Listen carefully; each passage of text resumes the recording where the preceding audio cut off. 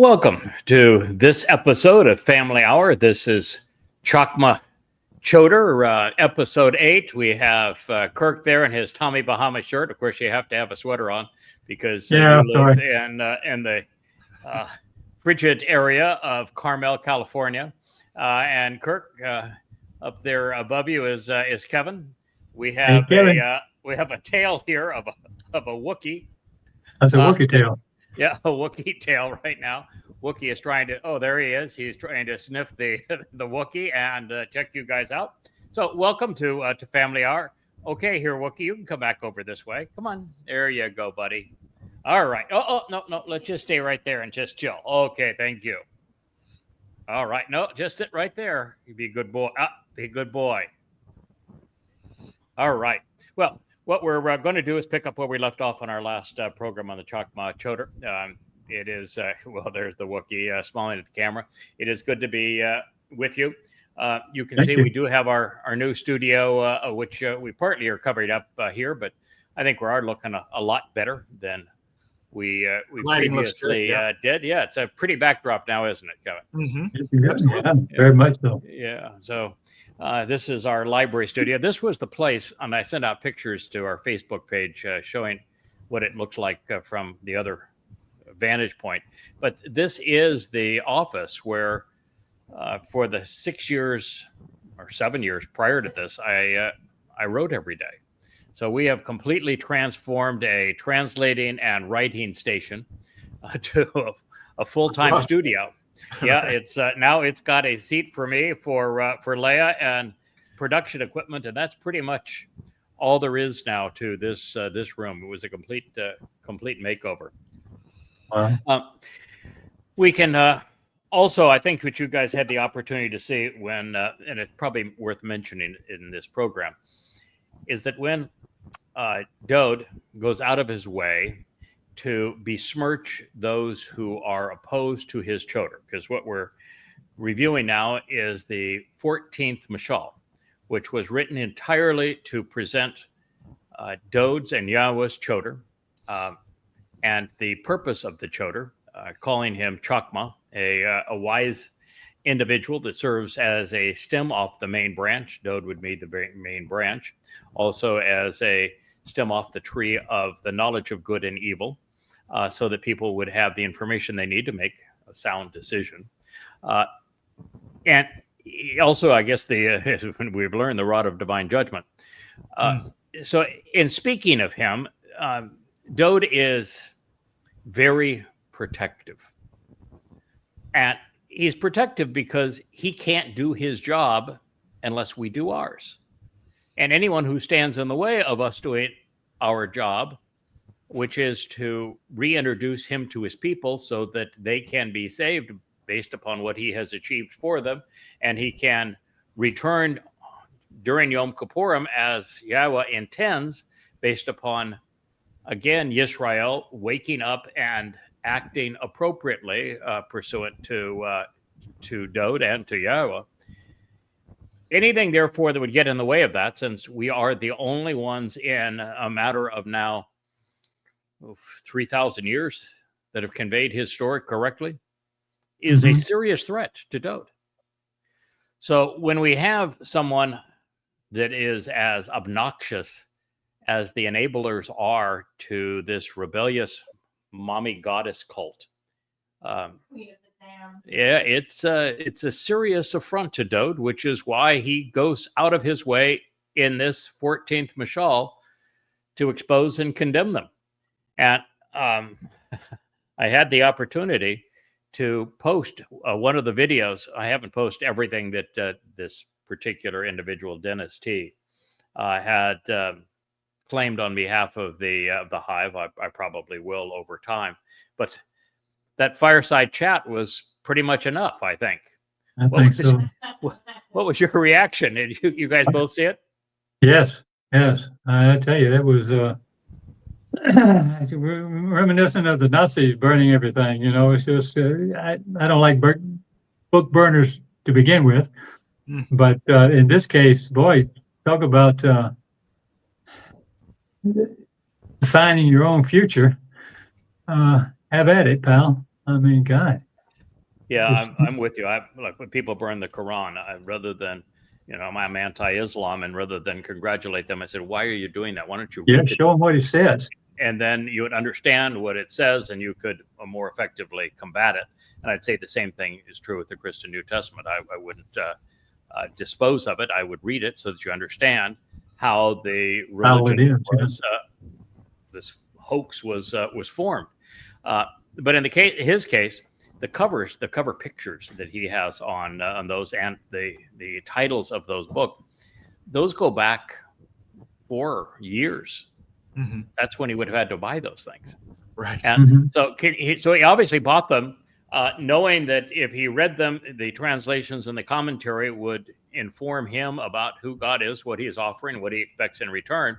And then the only thing that changed is he became part of an ongoing conspiracy cult. Well, he was always part of it. He and Dee were ringleaders in that conspiracy of the unpopular truth that we had to break away from so many years ago and disparage.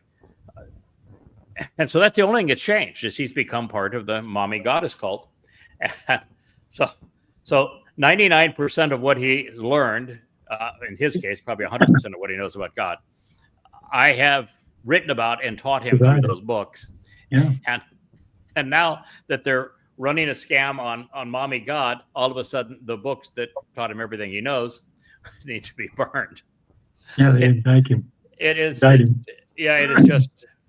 It's just astonishing. And I guess the deal here is that if you're going to have two personas in your Godhead, you need more than one rebellion. And these two were part of that rebellion of unpopular truth, the conspiracy cult years ago. I guess they've just stuck to their knitting. Two rebellions are necessary if you're going to have two gods. Any comments, Kevin, before we move on? Are you just dumbfounded by the whole thing? It was insane. Yeah, I made comments on Facebook. And the main thing is, it's just the book burning. We list, the Nazis and all these people that are, burning, but they're religious or political. And so that just shows the religiosity of the mommy dearest cult. I mean, it's the same thing, this thought police idea. And those books are good enough to steal the material, the translations out of, right? Of course. That's their entire shtick, is stealing. Their sites are wear me like a skin. They use my very unique translation style. They actually steal from my translations. They actually put my name on their site. They use my transliteration of God's name, and then they corrupt it when they're trying to sell the mommy goddess. It's truly astonishing. They even mimicked my bookshelf layout. They went from a honeycomb being their logo to a stylized menorah, just because we did. I mean, everything about them is nothing but counterfeit, and yet they want to claim that they speak for God, and to do that, they have to demean the person who taught them everything they know about God. Right. Yeah, and I would have personally, I would just have ignored them once they went away, and once we had our team going forward and our footing relative to the YAHOWAH blog, which, by the way, they're now producing their own little blog. They're going to copy everything. Yeah. I did not see that. Yeah. And by the way, the thing that really irked me about them is that Dee, who's the queen bee here, I wouldn't say bee, she's the hornet, the leprous hornet. She decided that she would write one of her teachings on a mistranslation of Zechariah 5, which we're going to get to in this series. And to say that my wife is a demon and that she's going to hell. Yeah. And because she's such a lowlife, rather than just leaving it that, saying this is on her little site that she can demonize my wife, who is Jewish, of course, and she is not, and who is smart, and she is not, and who is lovely and nice, and she is not. She had a woman who has gone through a living hell trying to kind of get her life together. She had a woman who's really vulnerable, convey this as if she wrote it. And she called Leah the other day and said, I'm so sorry. You need to know I didn't write this. It was just put out under my name. And Wow. that's how weaselly they are. So it's a really sad situation that they have drawn away people that we once rubbed shoulders with, and that somehow weren't smart enough to know they were being played for fools. And of course, now they're part of a group that's counter to Yahweh's interests, and that our returning king is going out of his way to besmirch in this mashal on the Choter. And, for the most part, when Dode takes aim at people, he takes aim at big things. He is particularly focused on condemning Christianity. Christianity is the thing that he hates more than anything else, because Christianity ripped him off. Christianity is a product of identity theft, where everything about Dode was stolen from him and fraudulently counterfeited to create the myth of Jesus Christ.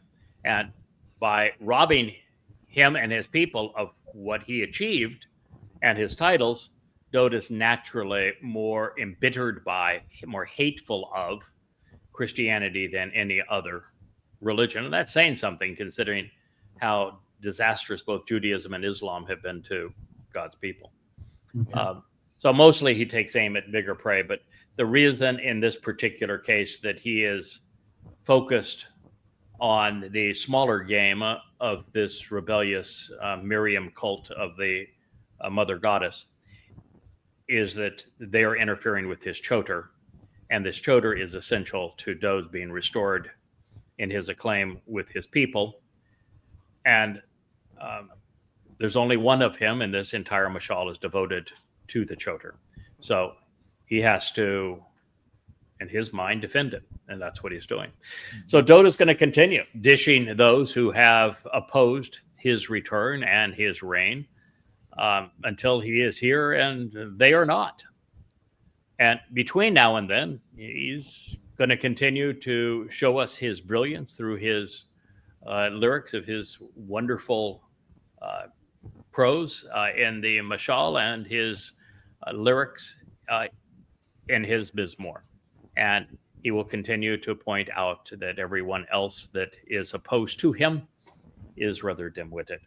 So as we embark upon this epic journey, I shared that one of the score of titles that Yahweh has chosen for Yada, which is the pen name that I worked under for the first 10 years that I wrote Yada Yahowah, is Ed.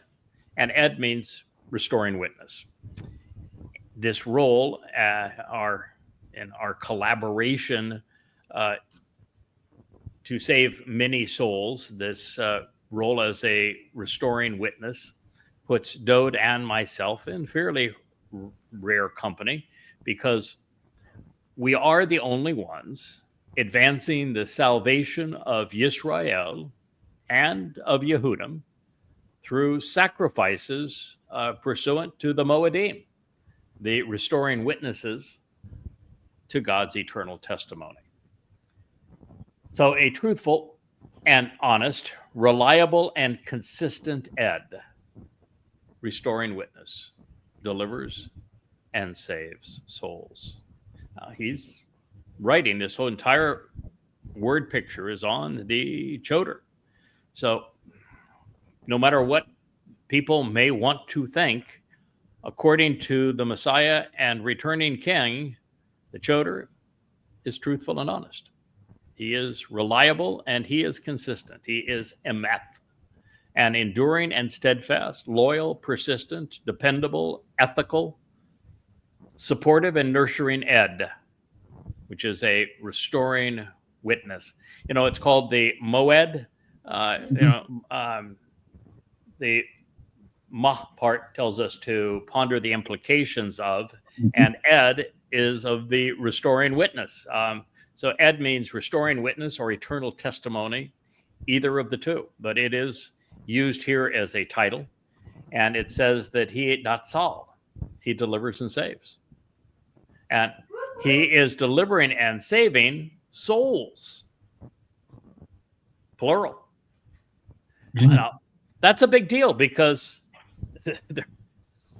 he's speaking of a man, the Choter, as a restoring witness. And he's saying that he delivers and saves souls. And yet there's only two men who serve in that capacity. There's two men who are voluntarily sacrificed during the Moed, the eternal witnesses to the restoring testimony of Yahowah. And so that puts him in exceedingly rare company. We had a fellow who's been with us for a long time who said, if you and Dode are being offered as part of the Moed Mikre, wouldn't that be human sacrifice? And that's one of the arguments that rabbis have foisted over the years, fellows. And the answer, of course, is no. Dode is presented as, and he's symbolic of, when he fulfilled Pesach, as the Passover lamb. And it is his Bashar body that is sacrificed in the role of the Passover lamb. And in my case, it is the Adamah Parah, the red heifer, the productive man of the earth, who is sacrificed. So it is, our bodies are symbolic of a red heifer and a lamb. And what makes us human is our soul. And our souls save, and our souls are saved. Our souls deliver, and our souls are delivered. So the part of us that matters isn't sacrificed. Right. The part of us that matters not only is delivered and saved, but it delivers and saves. So there's nothing valuable in enduring that we are giving up. It's one of the great mistakes of religion is it presents physical bodies as something desirable. Now, not saying for a moment that going into the Gnosticism of Paul that the flesh is bad and the spirit is good. That's just not true. But serves its purpose. the fact is that flesh, human beings, and all things material decay based upon the law of thermodynamics, and we just decay over time. I am not as flexible. My eyes don't work quite as well. My knees aren't as in good a shape as they once were when I was 25 years old. We just decay. So physical bodies aren't something you can keep anyway, and they're extremely limited when you're talking about the covenant, because in the covenant we inherit the universe, and the universe is off limits to us until we shed our physical bodies and become energy-based beings. Plus, a physical body is limited in time. Even Yahowah says the maximum time is 120 years.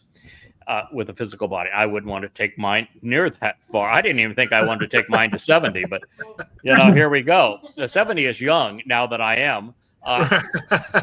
Right. But the fact is, physical bodies are limited in time, and energy is not.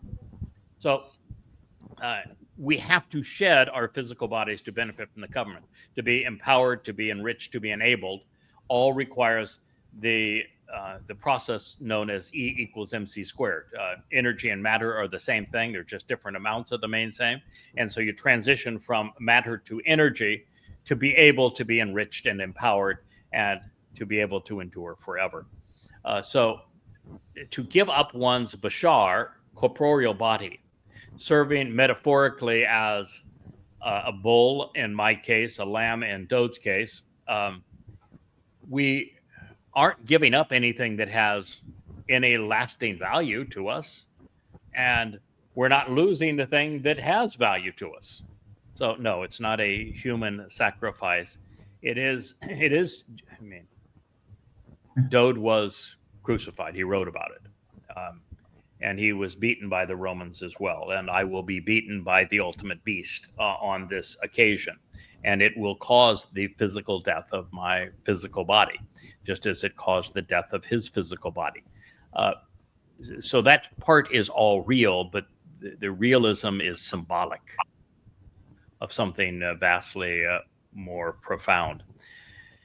And it is, in Dode's case, important for him to acknowledge that the Choter's truthful and honest, reliable and consistent restoring witness delivers and saves souls, because his act of sparing and defending and rescuing the remnant of Yisrael precedes Dode's return.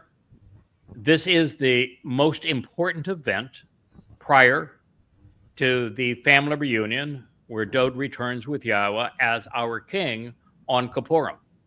And so without this event, he can't come home. Sure. Without this event, he has no eternal kingdom. He has no sovereignty. This is an essential thing for him. And so while he is a far more important savior, he fulfilled Pesach and Matzah, enabling both the Shabbat and Towrah ingatherings.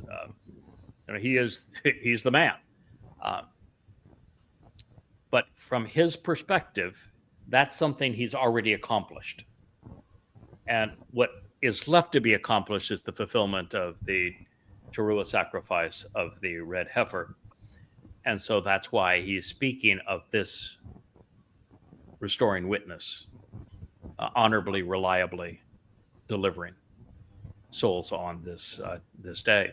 And he is responsible, actually, for delivering souls 3 different ways: the Shabbat harvest, the Towrah ingathering, and then for the mortal remnant of Yisrael on the Shabbat of Towrah as the red heifer. Now, by contrast, Dode writes, but the blowhards, treacherous and deliberately misleading, it's puach, it is a blowhard, treacherous and debilitating and deliberately misleading, dishonest and beguiling lies are delusional and deceptive, providing a false impression. Kazab, frauds, disappoint, and they're readily shown to be untrue. I don't know if you had a chance to analyze those words, but those are not words we see in our normal vocabulary. You don't very often see, well, the first part of this, you see these words all the time. Ameth, which is truthful and honest, appears throughout the Torah and prophets. Ed, restoring witness, appears hundreds and hundreds of times, and Natsal, delivers and saves. But when speaking of the uniqueness of those who are blowhards or treacherous and misleading, as well as delusional, those 3 words are pretty uncommon. They're pooch, and then mirma, and kazab. We don't see them often. So this is a rare case where Dode had to open the thesaurus and say, okay, Yeah. Right. looking for a word that says, that's what makes it so much easier to write today. We actually have online thesauruses. Says, I need a word that just conveys this idea, especially this way. And, we can look them up. But this had to be written as it was written. Well, in all fairness, Dode had a pretty spectacular thesaurus. His thesaurus was Yahowah. So, well, yeah. he had a pretty good grasp on the Hebrew language. So the greater luminary fulfilled Pesach, Matzah, and Bakoto, providing all 5 benefits of the covenant. The lesser luminary, reflecting the sun's light, will orchestrate Shabbat, which is 7 Sabbaths, and then fulfill Yom Teruah, the day of the herald, both that evening and the next following day. And based upon what Yahowah achieves through our effort, those who are saved will benefit. This is the cause of great celebration. You know, I had a number of opportunities to ponder exactly how this will all transpire, and as I've said, I've seen this all in my mind's eye. And one of the things that's really interesting is that, you know, when we see those animated pictures of them blowing up the mosque of rage and death and the dome of ignorance and subjugation on the Temple Mount, I don't think that's their official titles, but I think it's more correct as a title. They always orient the temple, which is actually the home for Yahweh's name, north and south, so that the opening is to the south. But that's not that's not the proper orientation.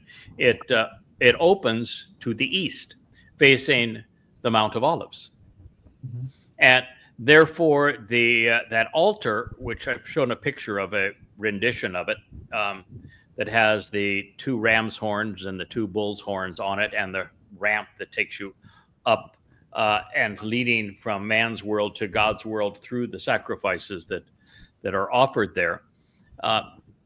If the orientation were north and south, and this was as it is being depicted in all of these illustrations, south, there is no one that could actually see it. And the fact that the house for Yahweh's name, call it a temple if you will, orients to the east, there is a natural amphitheater to the east called the Mount of Olives. And I've stood there before, and it's the best vantage point there is, and it gives you a perfect vantage point to see exactly what Elia is going to be orchestrating with the sacrifice of the red heifer. So it is, it's kind of a neat perspective to recognize that's what it's going to actually look like. And there will, of course, be many who will be able to gather on the south portion of the Temple Mount and look from that point of view, actually standing on the mountain. Those of us who return as part of the Shabbat and the Towrah harvest are going to have, of course, the high price seats. That'll be the ones. The ones in the sky around Yahowah as all of this transpires. It'll be the ultimate amphitheater in the sky, because this will be the greatest show on earth. Quick question. Yeah. Quick question. For 40 years, they set their tents facing east, and they knew which tribes to go where, and nobody figured that out when they talk about the temple? Yeah, it is. It is kind of weird, isn't it? What they have right now is that in the dome of the hoofy print of ignorance and subjugation, the Islamic trophy that scars the mount, they have this little gazebo that's called the Dome of the Spirits that sits out on the east side of it. It's almost like Satan saying, "Ha ha ha! I'm in the place where the sacrifice is going to be, and I've claimed it." So. Yeah, it is. I always point it out when I see the animations and people show the temple, and I said, "Why did you draw it that way?" Just because it fits the landscape of the new Temple Mount, and it's bigger. Now north to south. As a graphic artist, I can say that's exactly what happened. Oh, it fits. It fits. There is no thinking of. But we know the dimensions of the original one. We're not putting Ezekiel's there.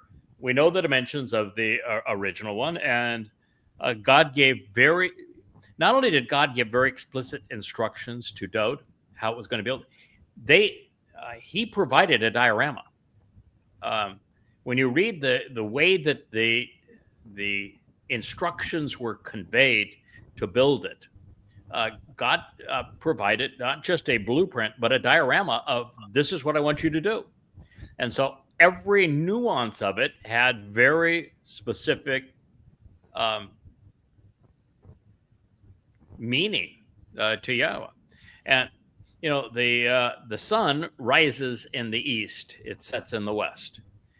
When Yahweh returns, it is the start of a new day. It's not the end of a day.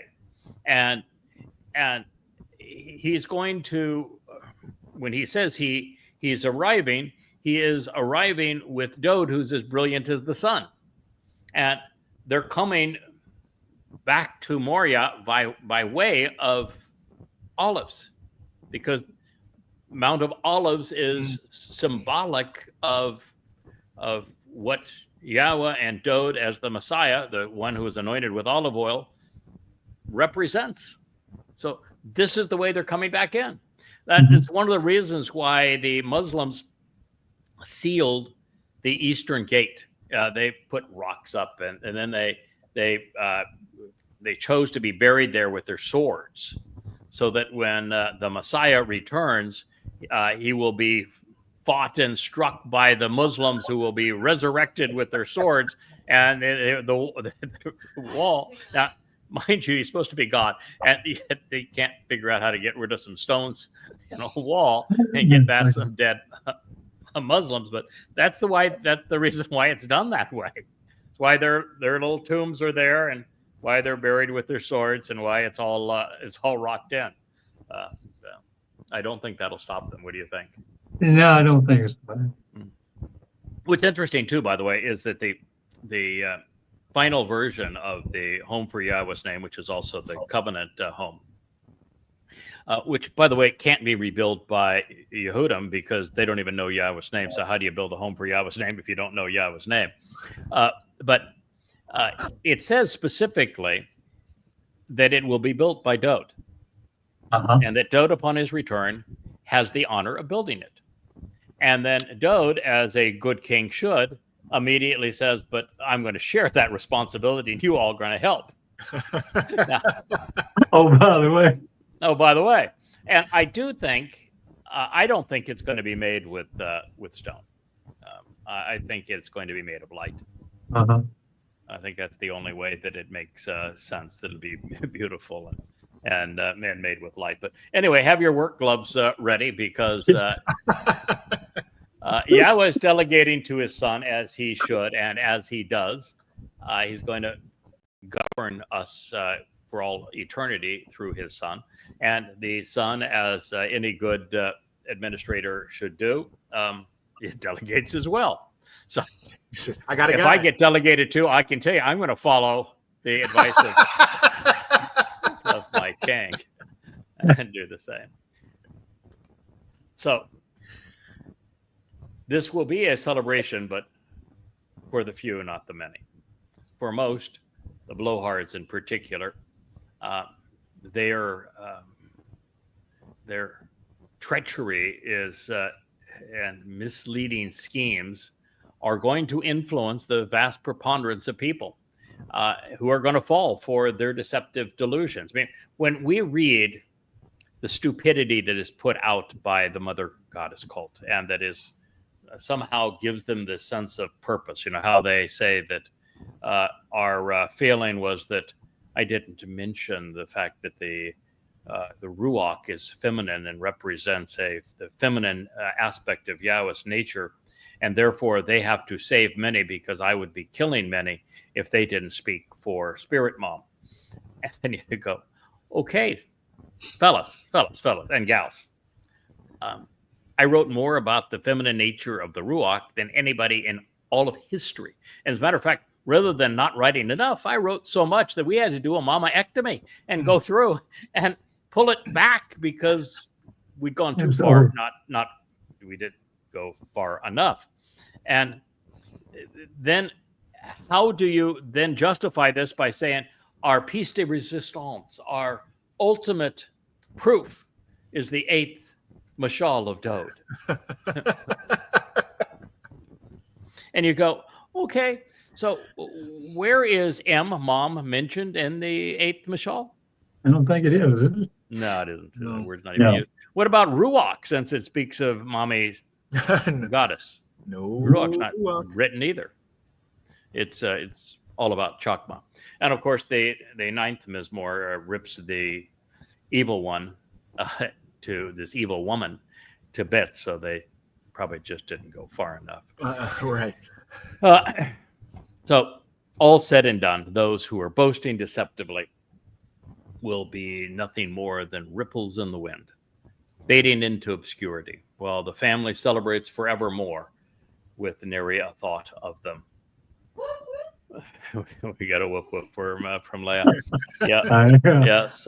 Leah was busy Around the building world, it was heard. books, and so she didn't get all. She likes to get dolled up for Shabbat every Shabbat.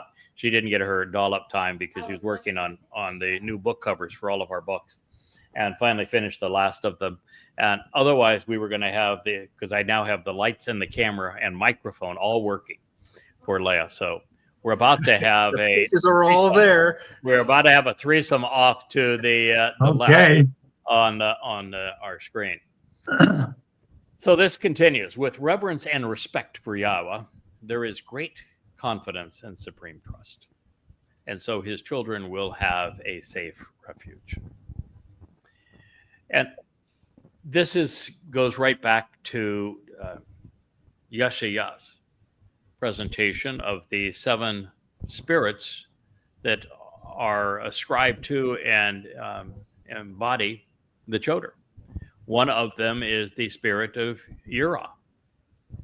And it is the spirit of Yirah pursuant to Yahowah, just as it is here. So Yeshayah's ode to the Choter, his entire chapter, the 11th chapter devoted to the Choter, does not stand alone. Everything that Yeshayah mentioned in terms of a spiritual accompaniment of the Choter is also referenced by Dode just 300 years earlier. And Yada Yahowah is one of them, developing a reverence and respect for Yahweh.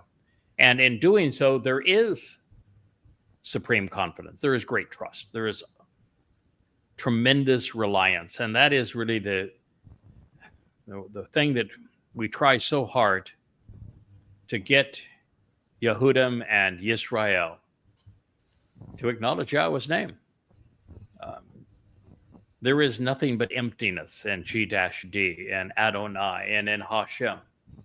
But when one has a respect for Yahweh, that is the first step to great confidence, to supreme trust. And you have to know and use Yahweh's name to be confident in him and to trust him. Somebody wrote today, so you believe, they were trying to wrap their mind around the fact that Jesus was nothing but a counterfeit and never existed, and that Dode is the actual Messiah, Son of God, and he's the one who was crucified on Pesach in 33 CE. And they said, so you believe your version of Dode? And you have to write back, no, I don't believe anything. No, I know.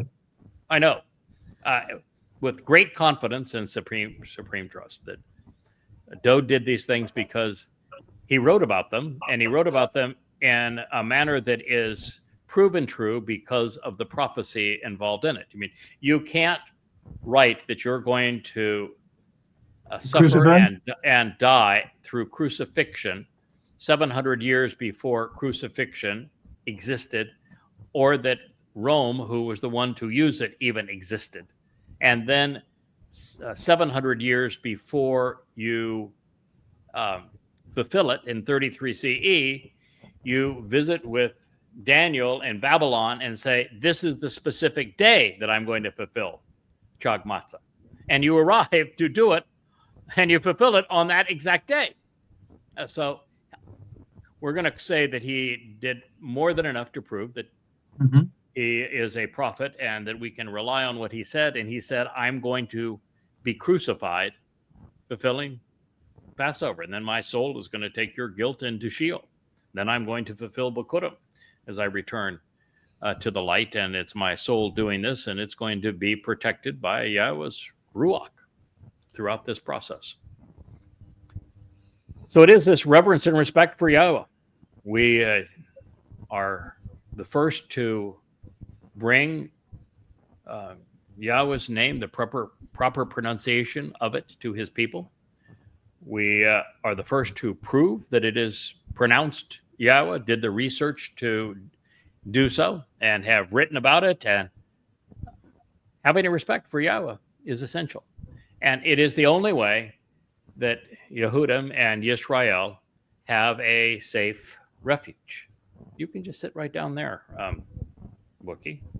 Yes, I know. You're all dressed. You're dressed for the show, and there's another competing dog that's wearing that same outfit, and it's horror of horrors when you show up at an event and somebody is in your same suit. Who wore it better?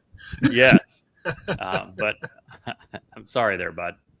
And you are standing right there in the middle of the camera now. I know you're better looking, but all right. So our journey home begins with reverence and respect for Yahweh. It is in Him that we must place our trust.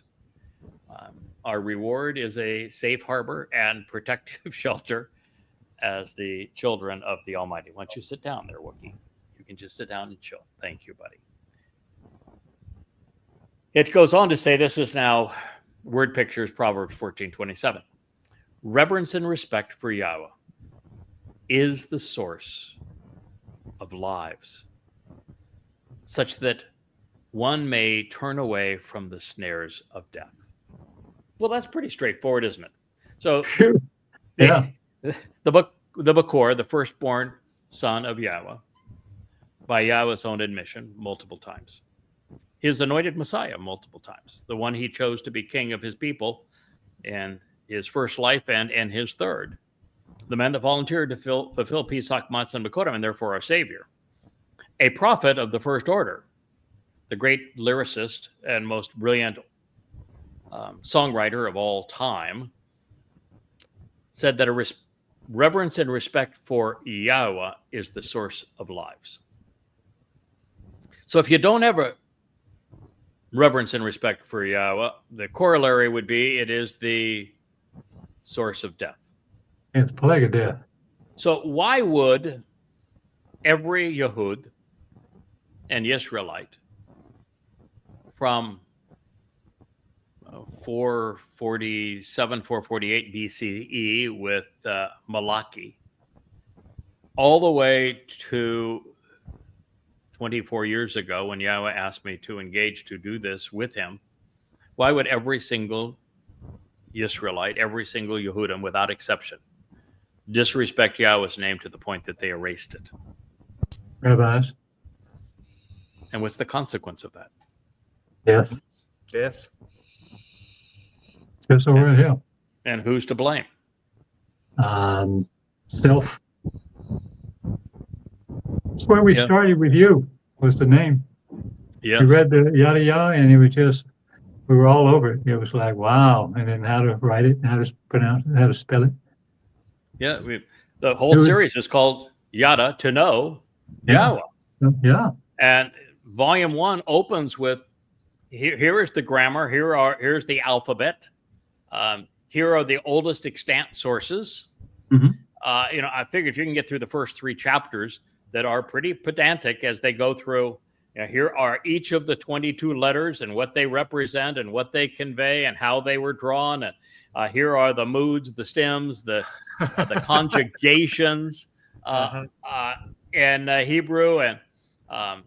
And here is the evidence that Yahweh's name is pronounced Yahweh. You can get through all of that. I'm sure then the why you, why me chapter has got to be a delight. But sometimes you just have to be systematic. And when it comes to explaining the basis for pronouncing Yahweh's name, we were thorough, we were systematic, and it was important. So, yes, Yahweh is Yahweh's one and only name. He only has one name. He told us this is His name forever. And the pronunciation of it is no more difficult than any other Hebrew word. And the stupidity of saying, out of great respect for it, the pronunciation, since it was lost, we don't want to mispronounce it. Let me give you a couple of clues. One is, what was the uniqueness that Moshe suffered from that caused him to say, I'm not the right guy for this job? He was not a good talker. He had a speech impediment, right? He Yeah. had a thick tongue. He could not pronounce things as clearly as others. Yes, most folks, yeah. Who did Yahweh choose to share His name with His people? Moshe. Mm-hmm. the guy that had problems with diction is the person that Yahweh chose to convey Introduce him. the proper pronunciation of his name. Is that correct? Yes, sir. Okay. So is there any chance that Yahweh, under those circumstances, could be offended by somebody mispronouncing his name that was genuinely making an effort to convey it Oh, correctly? I would say that's impossible. I would say that's impossible too. So that whole notion of, out of great respect, we Yes. don't pronounce the name since we don't want to offend God, is, well, that would be, we'd call that stupid, wouldn't we? Based Or upon- religious.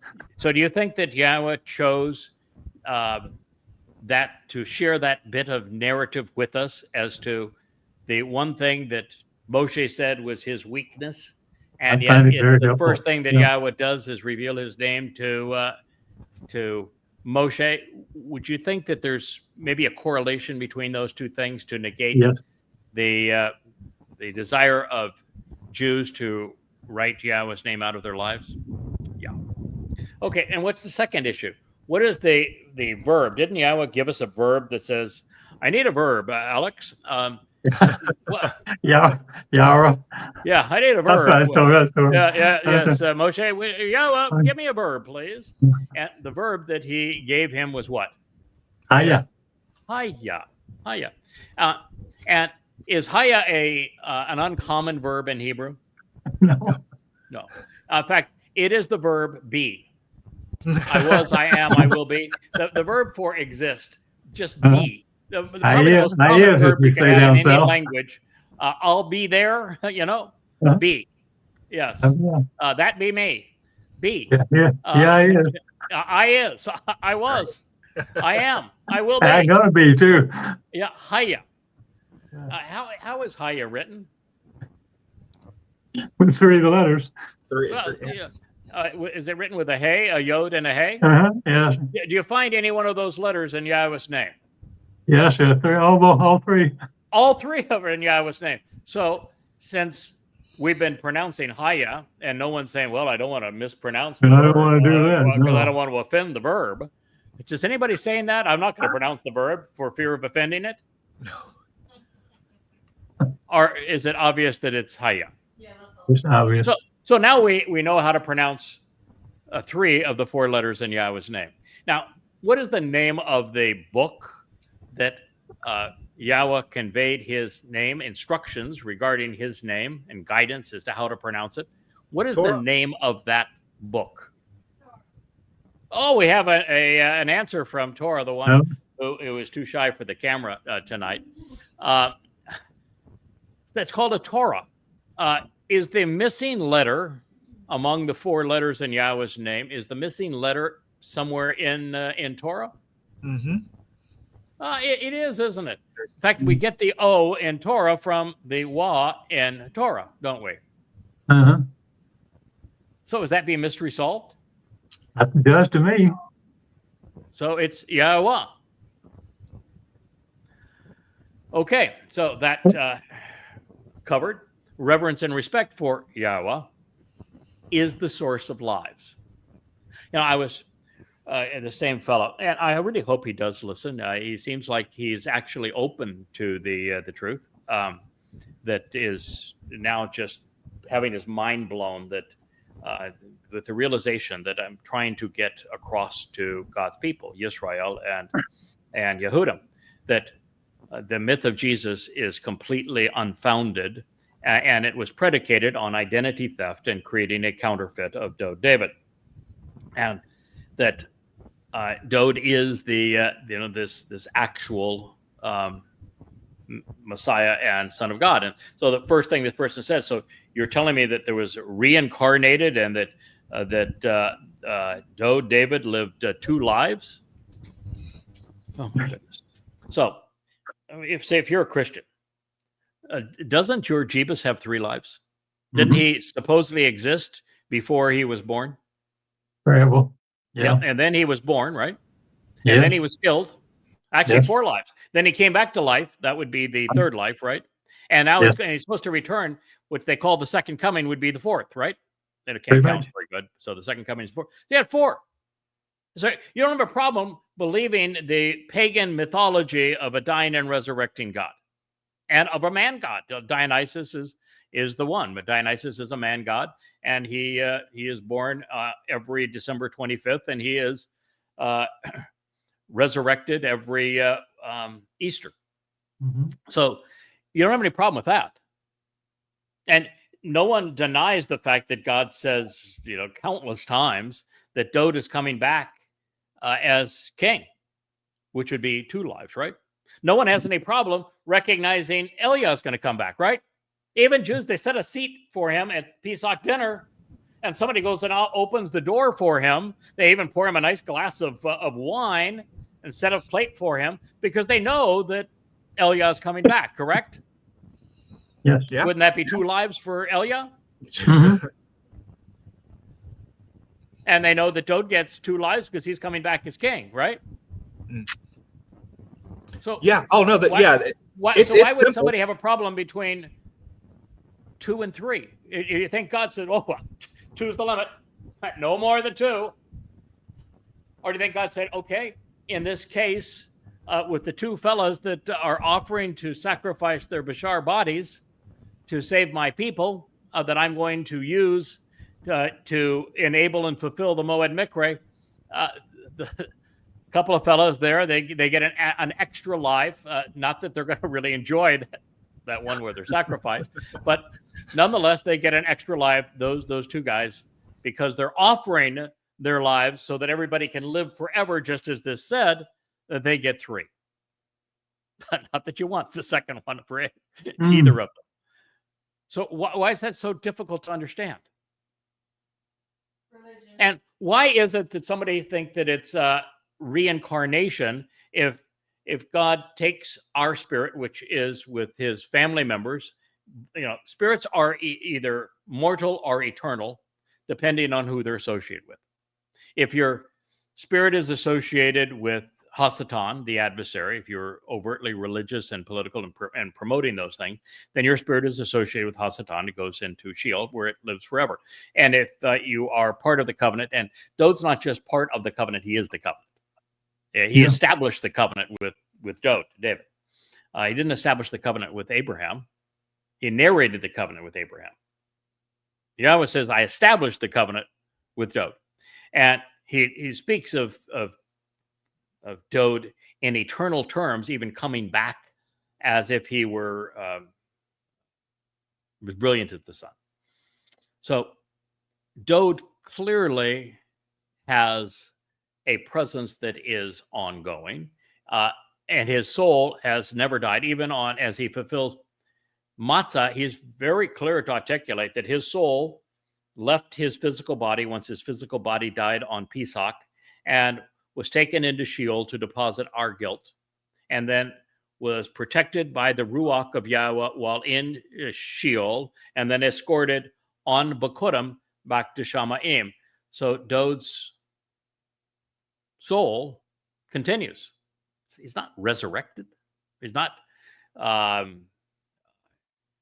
of a reincarnation act.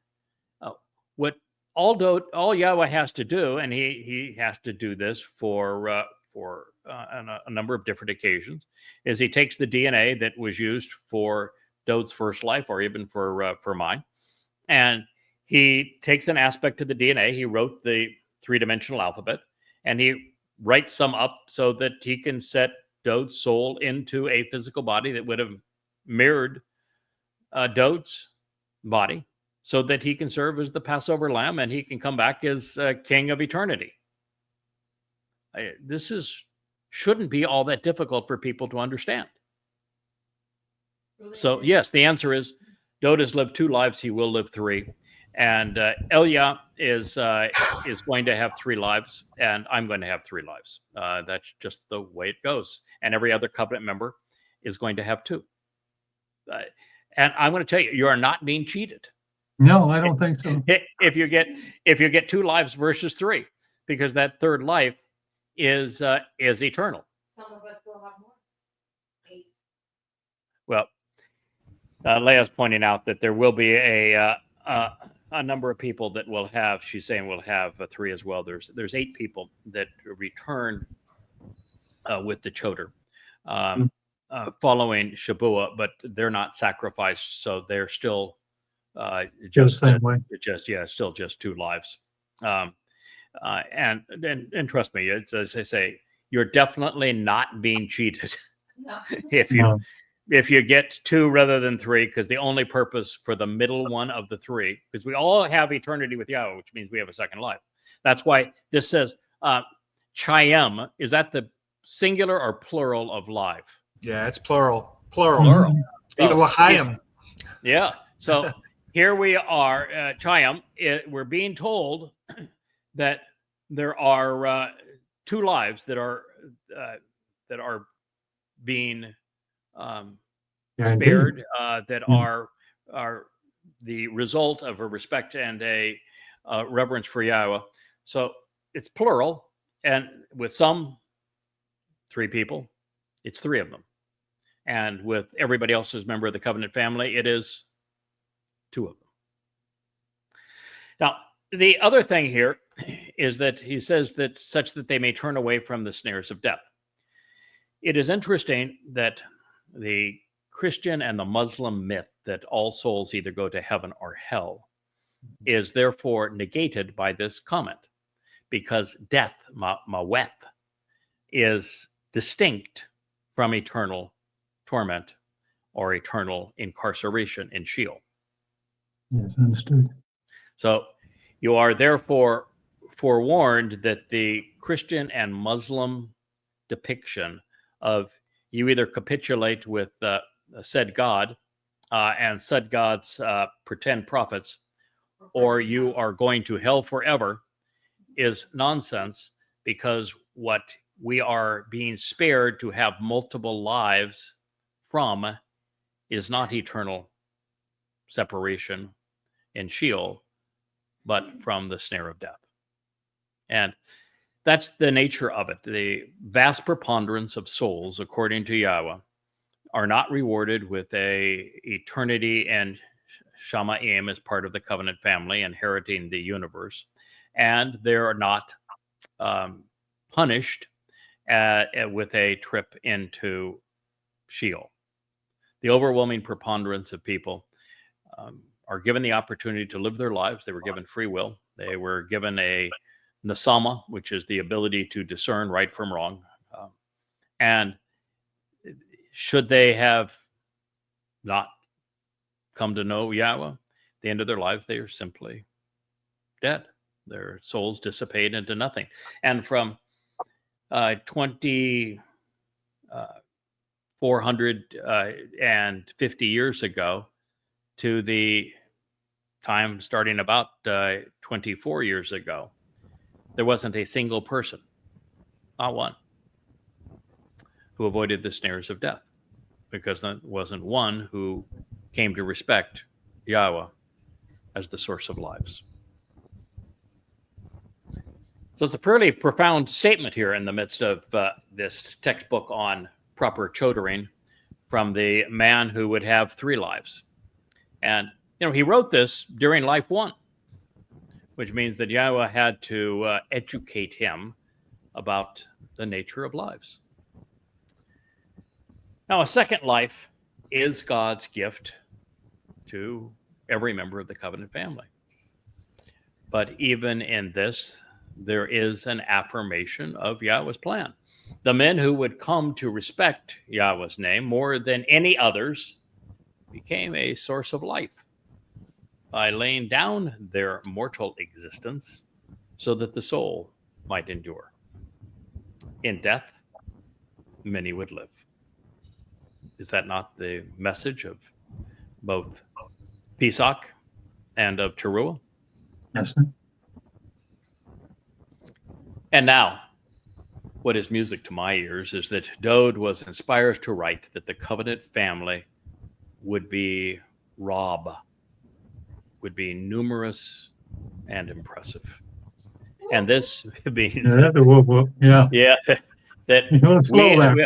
we're before long we're going to have a camera on Whoop Whoop over there. Okay. And, yes, I've set it all up. It's all ready to go. So And now, as she's murmuring in the background, Mm.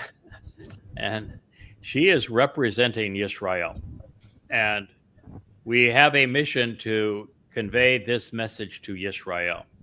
And so it is essential that we have the one who represents Yisrael in the covenant family on screen and on mic, speaking to her people and encouraging them to come home.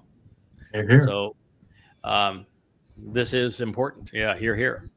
So for Dode to say, to use Rob as he's going to here, and say that as a result of what the Choter achieves as the ed, the witness in sparing and saving lives, is that the results are going to yield numerous and impressive individuals. This is, of course, quite reassuring to those of us who are devoted to this outcome. And it means that we achieve what Yahowah asked us to accomplish. Now, as I've said numerous times, Yahowah stacked the deck, and it was his right and responsibility to do so. He stacked the deck such that he gave us 7 kings, if you will. So we come to this can of poker with a full house of 7 kings, 4 of a kind. We have 7 of a kind, and Top that. Yeah, top that. It's important that we achieve these results because, well, the planet and life is riding on it. Yes. And we're doing it all for our King. It is the abundance and the greatness of the covenant family that brings honor to Dode as our sovereign and as our savior that he has earned and that he deserves. I mean, that is the beauty of it. Everything that we do brings greatness, brings honor, brings distinction, brings respect to our King, the King of everything for all time. Yeah. This entire mashal is actually about that moment, about achieving Dode's heart's desire. His supreme effort will achieve what he sought to deliver because we will prevail on his behalf. What opportunity. Yeah. The more we came to understand the whole picture, beginning to end, and the role that Dode as the firstborn son of Yahowah, the great prophet, the anointed Messiah and King, plays in fulfilling Pesach, Matzah, and Bakorim, and then returning to lead us through eternity, is so transformative that the moment we came to not only understand it and explain it, it forever changed the message that we would convey about Yahowah, because this is the heart and the soul of it.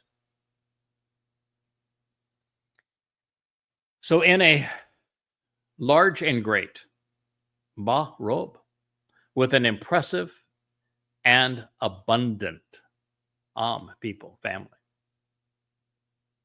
is the glory, honor, and majesty of the King. When I translated this, about a week ago, I remember just sitting there in the chair, fingers just dropped down before the keyboard, and say, I think I'm just going to let this soak in for a minute. As I shared, my first reaction is, Rob means large and great, impressive and abundant. And that means that we succeed. We prevail. Really succeed. Yeah. So I like that. I like that a lot. And then the realization that, yes, we are doing this for our King. Yeah. And that the result of this glorifies him. It honors him. It becomes grand because he has an impressive and abundant family that will serve under him, will live with him. You know, a king without his people is nothing.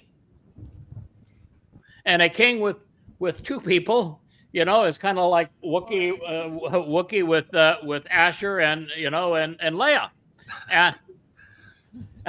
And so if you're going to be a king, you need people. Big king. Mhm. Yeah. And this is saying that not only do we succeed in convincing a large number of people who are wonderful, such that our king has a marvelous family, but that collectively this is the honor and glory and the majesty of our king. Miss Leia is raising her hand. So if sin is missing the mark, this must be hitting the mark. Yeah, so her comment was, if you couldn't hear it, if the slanderous one is missing the mark, then this is hitting the mark. We prevail. Yeah. The Choter and company deliver. And we don't deliver for us. We deliver for our king. And he's recognizing it. He has seen it as a prophet. He has written about it. And he's pleased by it. And you know who else is pleased by it? Yo. Yeah, his dad. Yeah. Yeah. I don't know which one's happier about it, father or son. But this is our life. That simple statement, you know, Barab Am Hadara. Pretty simple, right? Ba, in, Mhm. Rob, and impressive and abundant. Am, family, is the Hadara. Malek. The honor, the glory, the majesty of the king. And so this king is not valuing possessions. This king is not valuing his sovereignty. He is not valuing even his intellect. He is not valuing the fact that he is our Savior. He is not valuing the fact that he received every accolade that Yahweh can offer a human being. He is celebrating a single thing: Emily. a large and great family. Yeah. Which means he understood the purpose of fulfilling Pesach, Matzah, and Bikurim, because they deliver all 5 benefits of the covenant family. And so, you know, when Yahweh was so pleased with Solomon because he said, you know, he didn't choose wealth as his great ambition. He chose Chakmah, wisdom. And Yahweh says, you know, because you chose Chakmah, wisdom over wealth and power, I'm going to give you everything. And here's now Dode saying, not wealth and power that I revel in. It's my family.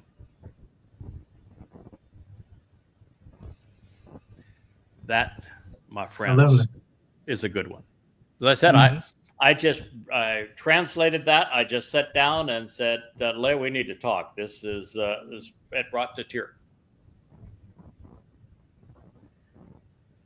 1428, however, had more than just this message. But with nothing in the end, those estranged by an archaic culture are the ruinous undoing, the great consternation, the ultimate dissolution and the shattering of a sickened potentate and weakened ruler and a corrupt government official. Now, in this case, this is big picture stuff. So Dode is saying, I'm going to revel in the fact that I have a wonderful family. By the way, what was if you were to take Yahweh's purpose in creating the universe and authoring life and then conveying his Torah with his people and delivering them as he did so many times, if you were to summarize Yahweh's purpose and intent with all of this into a single word, what would it be? Family. Yeah, Bereth, the covenant, family. Bereth. Right? So how is Dode different than Yahweh? He's not. Their minds are like melded. Yahweh was On the same celebrating. He page. did everything for the covenant family, and now Dode saying that the honor of the king is my family. Yeah. Yeah. So father and son, same thing. But he's saying by comparison, that is not the way the world works. He said so. With nothing in the end, those who are estranged by an archaic culture, would be Judaism, Christianity, Islam, are the ruinous undoing, the great consternation, the ultimate dissolution, and the shattering of the sickened potentates, the weakened rulers, and corrupt government officials. Dode is not impressed, is he, by human governance. He says that they are corrupt and that in the end, they're going to be estranged and they will be shattered. So it's an interesting comparison. This is the comparison between religion and relationship. It is why the first condition of the covenant is to walk away from the Babel of religion and politics. And until we do that, we are not welcome into God's company or into Dode's family. So even in the midst of triumph, the king remains true to his calling. To be fair, to be just. He must be honest in this way with us. Those who have been political and religious are to be properly recompensed for their ruinous behavior. For those on the periphery, there will be nothing in the end. But for those who sought the dissolution of the covenant and Israel, working against God's chosen implements, his voice, shattering God's people with their inept schemes and corrupt rulers, well, they're going to pay a hefty fine. Well, there may be priests that are spared Sheol. There won't be any popes who are spared Sheol. And while there will be Haredim that will simply have their souls dissipated into nothingness, the rabbis are going to Sheol. As we approach this next statement, the most direct way to translate Arak, off, is as I will share it with you, recognizing that both could also be rendered slow to anger. And that is how they are rendered in most English translations. But since Yahweh typically isn't slow to anger, and I can assure you, Dode never was, because constraining one's righteous indignation isn't a means to reasoned insights or the aptitude to understand. I'm presenting their primary connotations in this rendering. And feel free to challenge it if you think that I'm wrong here.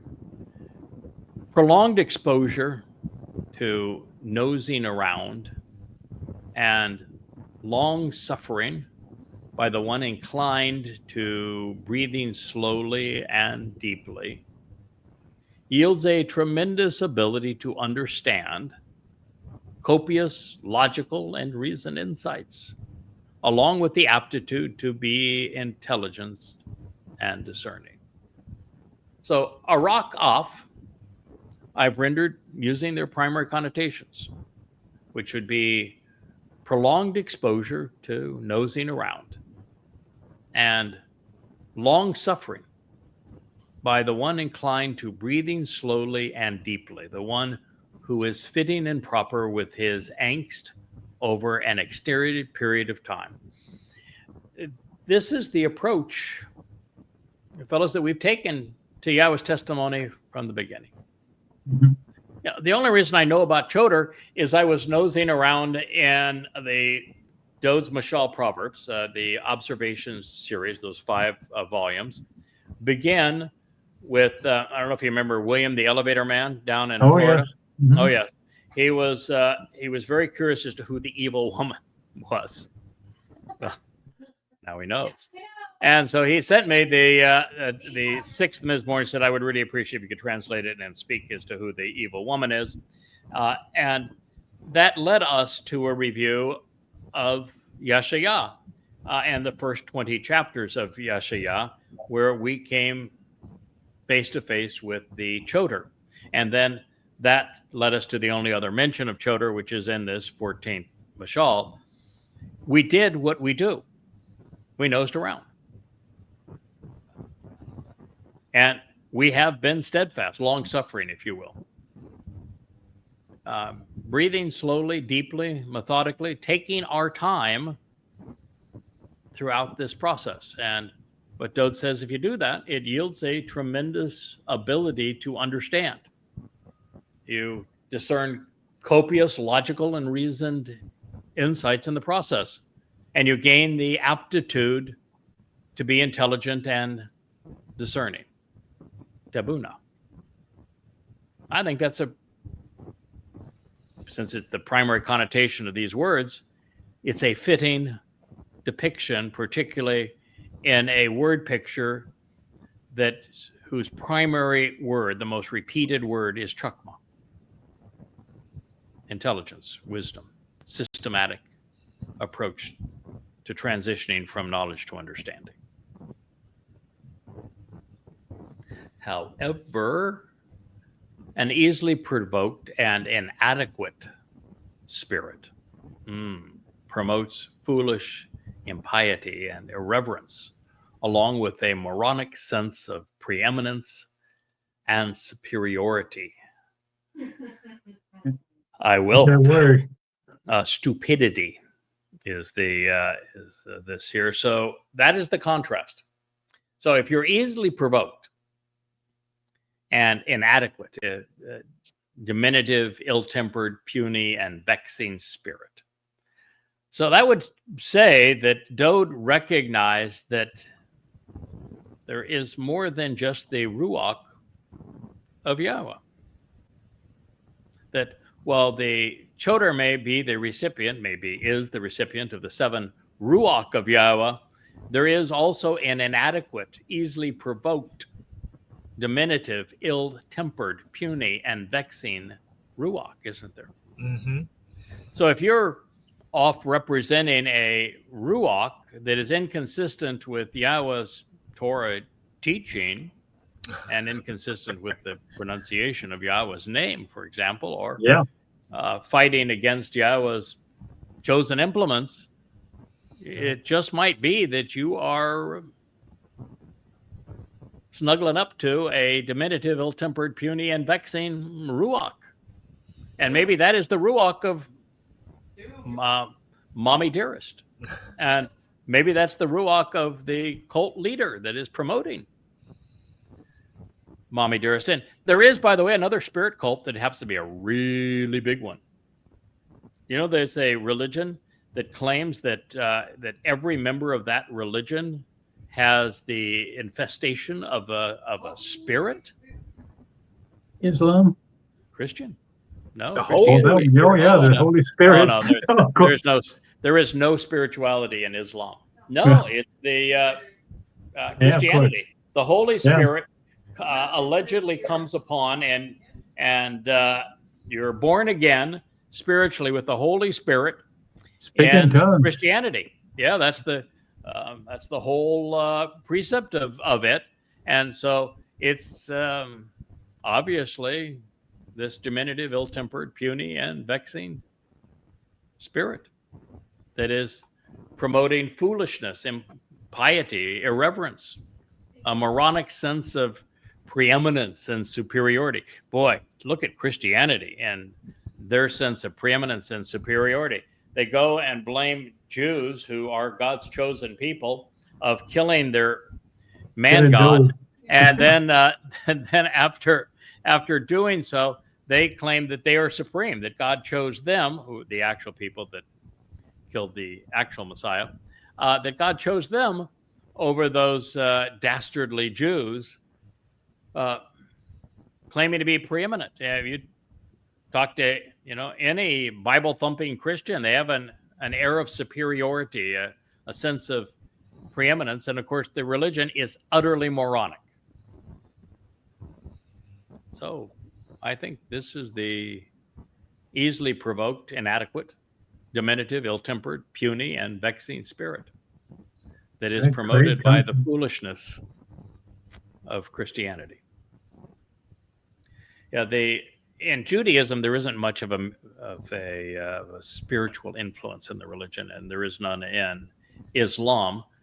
So this is the religion that has done Dowd the most harm, that was most responsible for counterfeiting him and creating a myth via identity theft. One of the things that I've had now happen several times is brought up. So you're saying that Dowd is essentially the person known now as Jesus Christ by a different name, and the answer is hell no.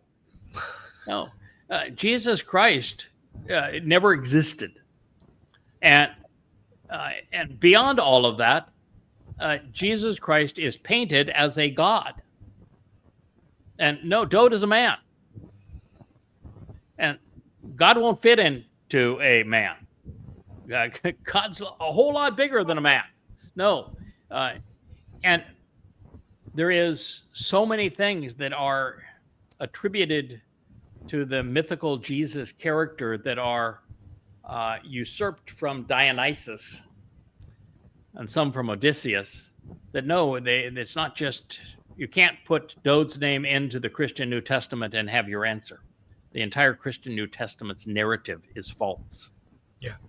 And so what you have to do is to toss the Christian New Testament and then read the Torah, prophets, and Psalms and come to understand Dowd's role in fulfilling the Torah. Dowd is the Word made flesh, the word of the Torah materializing in our presence is Dowd.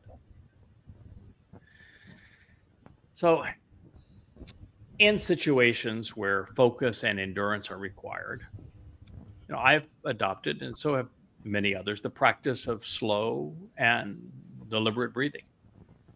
I remember that one of the things that I enjoyed about scuba diving is that while most people on a tank of air could stay under for 30 minutes, I could stay under for an hour and still have a third of a tank in reserve. And it's because I was very disciplined in slowing everything down and breathing much slower but more deeply.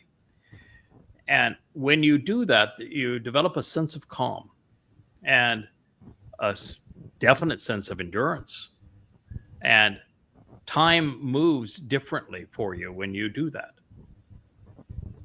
So, beyond that, when translating and providing commentary, I really like to nose around, becoming familiar with the context and the circumstances and the nuances of the Hebrew grammar and of every letter with the context and circumstance underlying the narrative. And for me, the result has been unprecedented Rob Tabuna, profound insights, uncommon comprehension, a plethora of marvelous revelations.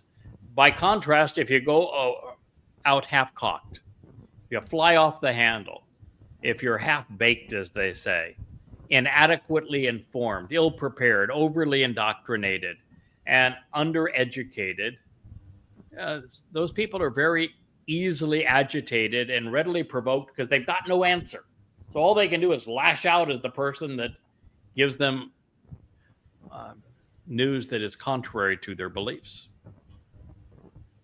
You'll never see one of them that would say, well, I appreciate you telling me that, but for this, and that reason, I think I'm going to question what you've said. And I think your translation of this should be that, and the natural conclusion of these three things is something different. You never have that. they just lash out. And they're readily provoked. They are the product of a vexing spirit. And like the adversary, they seek preeminence. They seek superiority, just as Hasatan, while having typically less merit, at least in God's eyes, than navel lint. And while the battle between sense and nonsense is not a fair fight, stupid remains popular, and morons are prolific.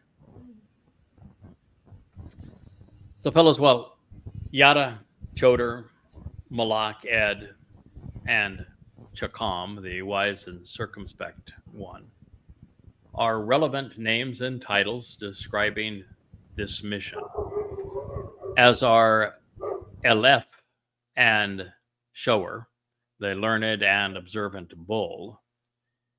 It is Bashar Herald that actually best illustrates my relationship with our Malak king. Yeah. And so this is Dode's next statement. And gosh, you're going through this and it's just one affirmation after another, that we're at the right place, doing the right thing for the right reasons on behalf of the right person. It reads, the Bashar, the heralds, lives, restore good judgment. Yeah, that's the role with Dode. Yahweh uses his Choter to write the Nesh and ultimately to speak to his people, reintroducing his name and introducing all that Dode represents. And he is an Ed restoring witness, and he is a Zeroah that is cultivating the harvest. He is an observant foreigner, the Nakri. But the role that we play on behalf of Dode is first and foremost that of a herald, a Bashar. And herald is I like this, say this, and I've never had anybody take it wrong thus far, so I'll continue with the theme. But Bashar is in essence Yahweh cheating. He conceived the language that we're using. So the two men that would offer their Bashar corporal bodies to restore God's people, that they are also Bashar heralds of the good news that multiple lives are available and that Yahweh restores those who exercise good judgment. So Bashar is the very thing that Dode and I give up in fulfilling the Moed, and it is our Bashar that serves as a herald of what Yahweh is accomplishing as he seeks to restore the lives of those who exercise good judgment. That, of course, is, I think, brilliantly written. However, essential essence and physical substance, even the corporeal mass of a person, is stem, the skeleton's body is bones, who is envious and jealous, rots and decays from a degenerative, parasitical fungus. I've been talking around it all evening, which is that our Bashar bodies are discardable. Now, there are two Bashar bodies in particular that act as a Bashar herald to restore lives, but even they are discardable. Estem, which is the essential essence of our physical being, is a rotting and decaying, degenerative substance. It must be discarded for us to enter forevermore and enter the seventh dimension, to exist in the fullness of the fourth dimension time, to be able to explore this universe, we must move way beyond the limits of physicality and enjoy the very essence of having our souls restored and equated with Yahweh. This is again why Christianity and Islam are, and even Judaism, are just so stupid. In Islam, it is physical bodies that Allah spends all of his time torturing in hell. Even gives them new skin when the skin gets too singed to inflict pain. And he's quite the sadist, but he is Satan after all. And with Christianity, it is resurrected bodies that are brought into heaven and physical bodies that are tortured in hell. And they just haven't gotten past the idea that, no, a physical body is counterproductive. It's going the wrong way. If, the myth of Jesus, when he went from being dead to a resurrected body, rather than proving that he was God, proved that he's not. And even Paul constantly wrote about, the flesh is corrupt and it leads to hell. Well, if your Jesus came back as a man, where would he be going? So you just got to think it through. And Einstein, I think, was such a help to us with E equals MC squared to understand how Yahweh is going about enriching and empowering and emancipating us, enabling us through this transformation. And I like it to compare it to fire. Fire takes dead and decaying organic material, and it transforms it into light energy, which is the very essence of what God is doing for his covenant family. And so when you understand that God presented himself as fire atop Mount Choreb, as a column of fire by night for his people to guide them, and that he appeared to Moshe for the first time as fire, this is why. It's why with the Adam of Parah, the red heifer, that Yahweh is going to ignite a fire around that body, because he's transforming it into something really wonderful, of energy and light that is emancipated. In a photon of light, all time is. And on a photon of light, since all time exists simultaneously, speed, which is distance over time, is irrelevant, because you can cross any amount of distance in no time. And I don't know if you followed. I wrote a picture first. I showed the entrance of the womb of creation on our Facebook page. It's credit Yahweh. It's anatomically correct. I'm sure that's just a coincidence, of course, being the womb of creation. And I used it as an opportunity to share the fact that over the last month, because of the images that have been collected by the James Webb Telescope, everything that we thought we knew about the universe has proven to be untrue. The universe did not begin with a single Big Bang, but an infinite number of Big Bangs everywhere. That's a huge difference. That didn't start with this little singularity that they want to give credit for the entire universe. No. The universe started exactly the same way, but everywhere simultaneously. The universe is older than the rate that has been calculated for quark confinement, when energy turned into matter and time began its relentless march from that point forward, because there are now fully formed galaxies that exist at a point that it wasn't possible under that timeline.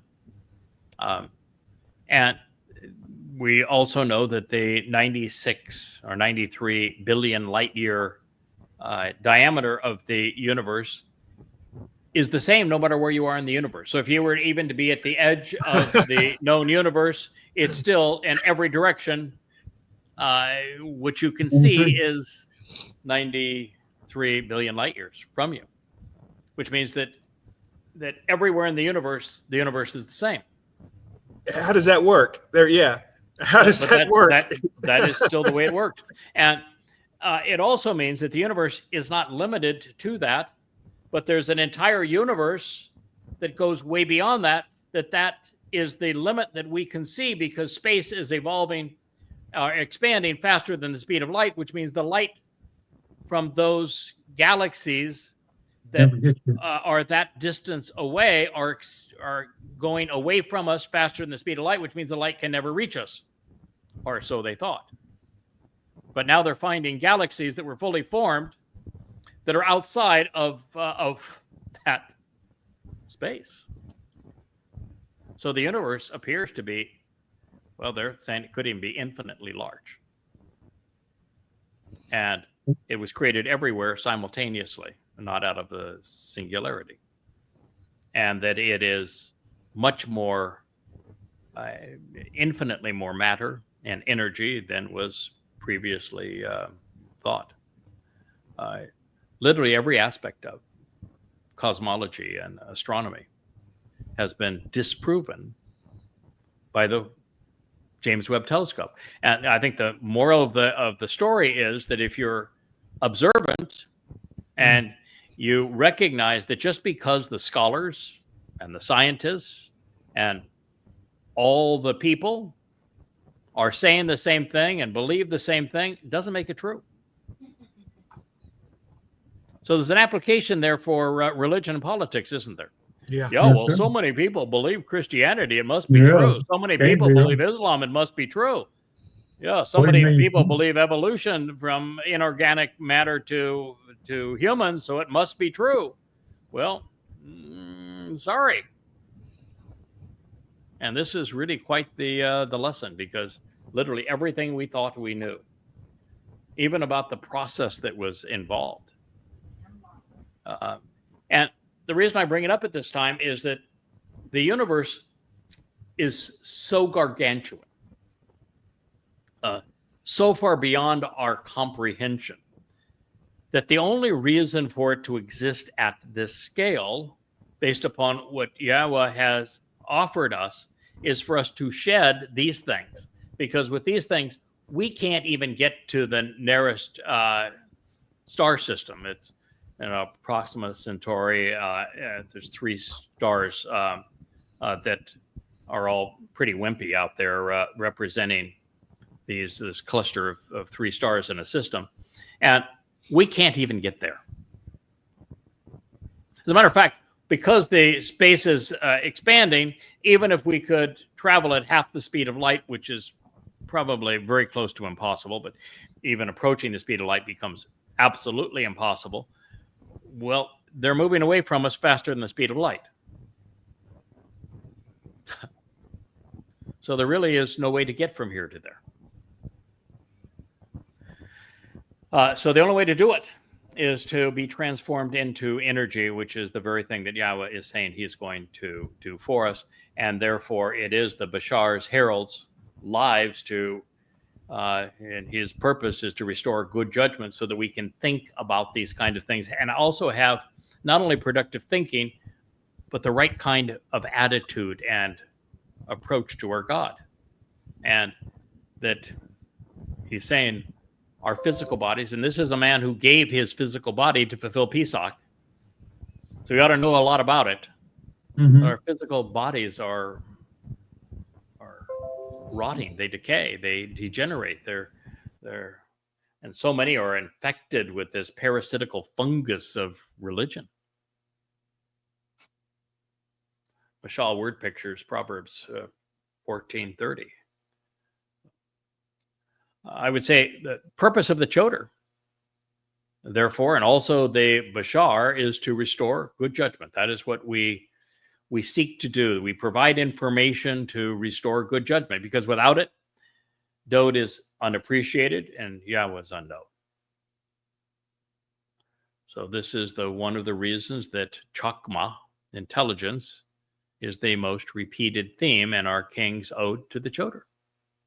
God's people must be encouraged to forego the religious and political nonsense that is so pervasive and so common, and think their way back to YAHOWAH.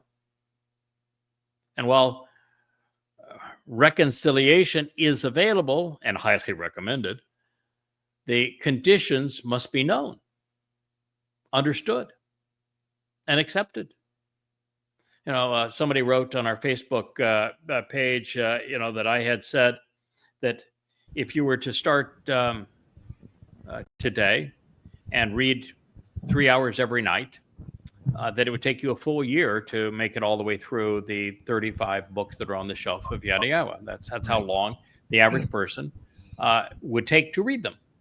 And it's one of the reasons why Yahowah said, I think you need to start talking to my people, because we're running out of time to read all of this stuff. So you need to bring it to their attention another way. And she misconstrued that to say, you said that it would take 2 to 3 hours a night to become a member of the covenant.